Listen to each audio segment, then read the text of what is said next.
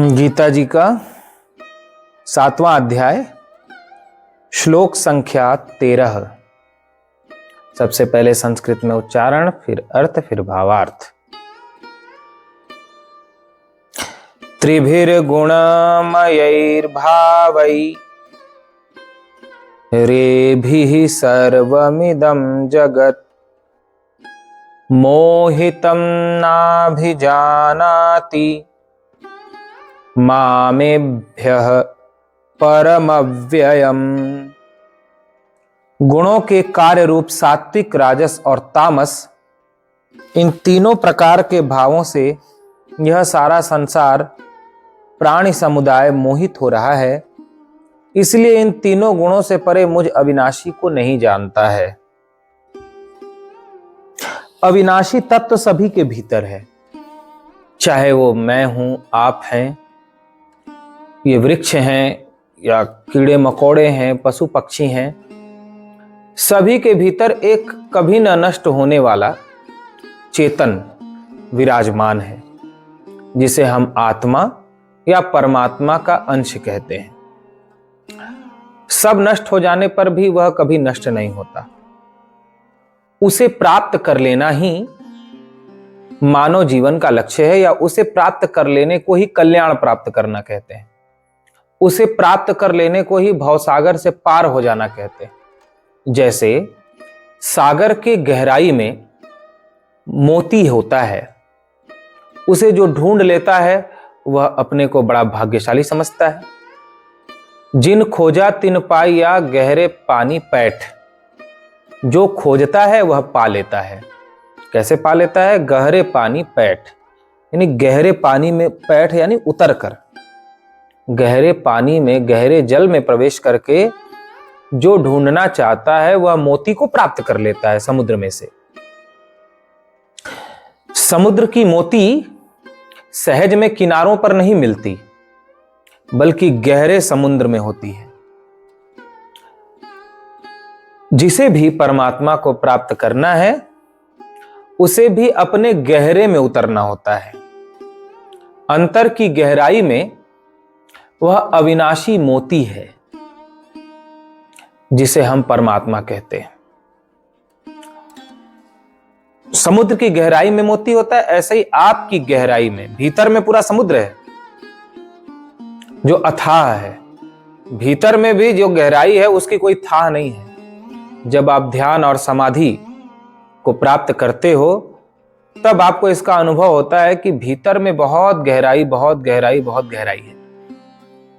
समुद्र का तो पार पाना संभव भी है, समुद्र की तो गहराई तक पहुंचा भी जा सकता है, लेकिन आपके भीतर जो गहराई है उस गहराई को प्राप्त कर पाना असंभव है। वो इतना गहरा है जिसका पार पा ही नहीं सकते। लेकिन भीतर की गहराई का हमें पता नहीं है, भीतर के समुद्र का हमें पता नहीं है। और भीतर के समुद्र में जब कोई डूबता है, गहरे में यानी ध्यान और समाधि की गहराई में डूबता है, प्रेम की गहराई में डूबता है, एकाग्रता की गहराई में डूबता है, तब उसे परमात्मा रूपी मोती प्राप्त होता है, अविनाशी तत्व प्राप्त होता है। और जैसे हम लोग कहानियों में सुनते हैं कि समुद्र मंथन हुआ, समुद्र मंथन से अमृत का प्रादुर्भाव होता है। उस अमृत का पान करके देवता अमर हो गए। वो कहानियां हम पढ़ते और सुनते हैं, लेकिन प्रत्यक्ष किसी ने देखा नहीं देखा वो अलग विषय है। किंतु सबके भीतर जो अमृत है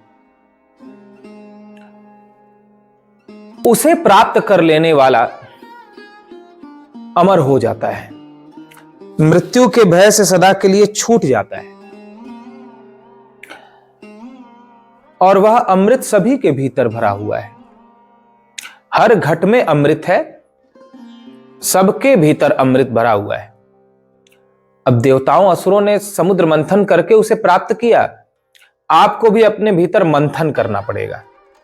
प्रेम से, भक्ति से, ध्यान से, जप से, सत्संग से, स्वाध्याय से, तब भीतर का अमृत प्रकट होगा।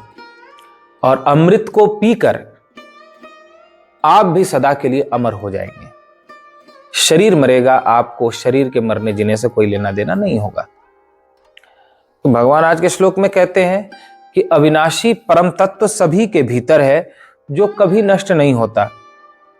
लेकिन उस अविनाशी तत्व को प्राप्त करने में कठिनाई क्या है, उस कठिनाई का वर्णन करते हैं। क्यों सबके भीतर अमृत है लेकिन वो उसको पी नहीं पाते, सबके भीतर मोती है लेकिन अपने ही भीतर के मोती को कोई क्यों नहीं ढूंढ पाता, सबके हृदय में ही परमात्मा है लेकिन उस परमात्मा को कोई क्यों नहीं खोज पाता। तो इसका वर्णन करते हुए भगवान बताते हैं कि क्यों कोई मुझे नहीं प्राप्त कर पाता, अंतर में मैं अंदर ही बैठा हूं लेकिन नहीं जान पाता। हम लोग कहानियां सुना करते थे बचपन में कि कोई खजाना ढूंढने जाता है तो उसे रास्ता भुलवा दिया जाता है, वो कभी भ्रमित होकर के दूसरे रास्ते पे चला जाता है। बहुत से तंत्र के द्वारा, जादू टोने के द्वारा उसकी सुरक्षा की गई रहती है ताकि कोई खजाने तक न पहुंच पाए। खजाने तक पहुंचना बड़ा कठिन होता है। तो हम सबको भी मोहित करने वाले तीन हैं।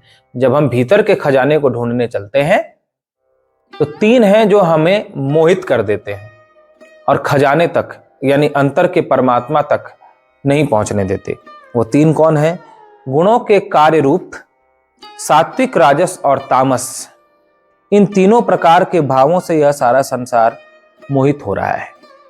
सात्विक भाव यानी जब जब तब व्रत, पूजा पाठ, तीर्थ यात्रा कर लें, थोड़ा यज्ञ कर लें, थोड़ा दान कर लें, थोड़ा तप कर लें, ये जो भाव हमारे भीतर आते हैं तो उसमें हम अपने को करने वाला समझने लगते हैं कि मैं यज्ञ कर रहा हूं, मैं दान कर रहा हूं, मैं तप कर रहा हूं, मैं भक्ति कर रहा हूं या करूंगा, मैं व्रत कर रहा हूं या व्रत करूंगा, मैं तीर्थ यात्रा करने जा रहा हूं या तीर्थ यात्रा करूंगा। जो अपने कर्तापने का भाव आ जाता है, उस भाव के कारण से व्यक्ति परमात्मा को भूल जाता है।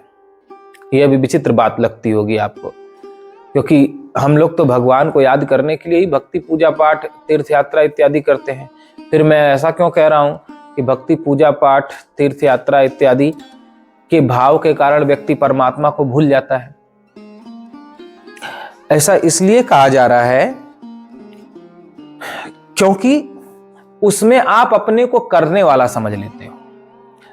जब तब व्रत करो, तीर्थ यात्राएं करो, यज्ञ दान तप करो, लेकिन उसमें अपने को करने वाला ना मानो। जब हम उस भाव में बहकर अपने को करने वाला समझ लेते हैं, तब हम अपने अंतर के परमात्मा से दूर हो जाते हैं। यह हमारे भीतर जो चेतन आत्मा है, जो हमारा स्वरूप है, जो अविनाशी तत्व है, उस अविनाशी तत्व से दूर हो जाते हैं, उसे विस्मृत कर देते हैं, भूल जाते हैं। मैं को, अविनाशी को भूल जाते हैं हम। ऐसे ही जो राजस भाव है यानी अच्छे भोगों को भोगने का भाव, सुख सुविधाओं को प्राप्त करने का भाव, अच्छा पद हो, अच्छी प्रतिष्ठा हो, अच्छा वैभव हो, या इंद्रियों के जो भी विषय भोग हैं, आंखों से रूप अच्छा देखने को मिले, कानों से अपनी प्रशंसा सुनने को मिले, जीवा से अच्छा स्वाद मिले, तो त्वचा से अच्छा सुख स्पर्श मिले। इस प्रकार इंद्रियों के विषय, संसार के भोग में जब हमारा मन बह जाता है, हम उसमें आकर्षित हो जाते हैं और उसी को सुख मान बैठते हैं, तो हम भीतर के आत्म तत्व से, खजाने से, परमात्मा से दूर हो जाते हैं।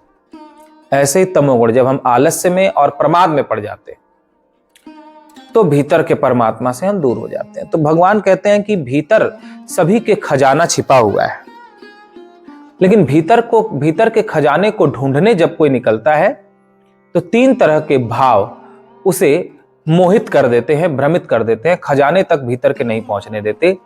और वो तीन भाव हैं, सात्विक भाव, राजस भाव और तामस भाव। तो इस प्रकार सात्विक भाव में अपने को करने वाला समझकर, राजस भाव में अपने को भोगने वाला समझकर, या सुख, राजस सुखों में ही सबसे बड़ा सुख है, सांसारिक सुखों में ही सबसे बड़ा सुख है, इस भावना के कारण, और तमोगुण में नींद, आलस्य, प्रमाद के कारण मोहित होकर भीतर के खजाने से दूर हो जाता है। अतः भगवान कहते हैं न सात्विक भाव को अपना मानो, उसमें अपने को करने वाला मत समझो, बल्कि यह भाव रखो कि भीतर में सात्विक भाव उठा है तो सतोगुण के कारण ही हमारे मन में ऐसा भाव आ रहा है कि चले जप कर लें, तप कर लें, व्रत कर लें, पूजा पाठ कर लें। मैं ऐसा नहीं चाहता। मैं तो इन सात्विक गुणों के भावों से अलग हूं। मैं सात्विक गुण का भाव नहीं हूं। ये पूजा पाठ का भाव सात्विक गुण का है, सतोगुण का है। मैं न जप कर रहा हूं, न ध्यान कर रहा हूं, न तप कर रहा हूं। ये विचार कि तुम जप करो, तप करो, ध्यान करो, यज्ञ करो, व्रत करो, ये भाव सतोगुण के कारण हमारे भीतर आ रहा है। मैं करने वाला नहीं हूं, न ये मेरा भाव है, ये भाव मेरे से अलग है। ऐसे ही रजोगुण का भाव आए, सांसारिक सुखों को भोगने की इच्छा, तो ऐसा समझना है कि ये मेरे भीतर का भाव नहीं है, ये तो रजोगुण के कारण ऐसे भाव हमारे मन में जागृत हो रहे हैं। मैं इसे स्वीकार नहीं करूंगा, मैं इनसे अलग हूं। ऐसे ही तमो नींद, आलस्य, प्रमाद आए तो उसे भी स्वीकार नहीं करेंगे, क्योंकि वो मेरे भीतर का भाव नहीं है। ये तो तमोगुण के कारण हमें आलस्य आ रहा है, नींद आ रहा है। हमें नहीं आ रहा है, शरीर में प्रकट हो रहा है आलस्य। जैसे भूख अपने आप प्रकट होती है, ऐसे नींद अपने आप आ रही है, आलस अपने आप आ रहा है, तमोगुण के कारण। इसमें भी मैं करने वाला नहीं हूं। अपने को हमेशा इन तीनों प्रकार के भावों से जब आप अलग कर लोगे, तीनों में ही अपने को करने वाला नहीं समझोगे, तब आप अंतर के खजाने को, यानी अविनाशी तत्व को, परमात्मा को प्राप्त कर पाओगे, अमृत को प्राप्त कर पाओगे। जिस अमृत को, जिस खजाने को प्राप्त करने के बाद आप ये जान जाते हो कि मेरा जन्म नहीं, मेरा मरण नहीं, आप अमर हो जाते हो, सदा के लिए अमर हो जाते हो। शरीर को अलग मरते हुए देखते हो, शरीर के जन्मने मरने से आपका लेना देना नहीं होता। बोलिए गीता माता की जय।